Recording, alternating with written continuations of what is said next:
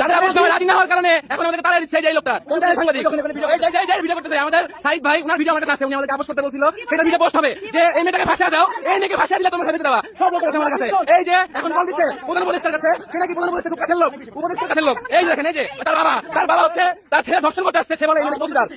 এই দেখেন, এই দেখেন, দেখছেন, এই দেখেন, এই দেখেন, এই দেখেন, এই দেখেন, এই দেখেন, এই যে আপোষ না ভাই তদন্ত ছাড়া আমার রিমান্ড দিছে, ম্যাজিস্ট্রেট কোনো তদন্ত রিপোর্ট পায় না। দেশে আসি রে ভাই, যে দেশে ধর্ষণ মামলার বিচার হয় না অথচ মিথ্যা মামলার বিচার খুব দ্রুত হয়, এমন একটা দেশে আছি। আপনারা দেখেন, এই যে মেয়েটার নামে মিথ্যা একটা মামলা, যে চাঁদাবাজির কেস দেওয়া হয়েছে, এই মেয়েটা কিন্তু আগে এই ছেলেটার নামে, এই সাংবাদিক, ভুয়া সাংবাদিকের নামে কিন্তু আগে থেকে মামলা করেছিল, ধর্ষণ মামলা। সেই মামলাটা চাপা রেখে তারা কিন্তু এই যে চাঁদাবাজির মামলা, এই মামলার রায় তারা, এই মামলার হচ্ছে কার্যকর করে তাকে রিমান্ডে দিয়েছিল।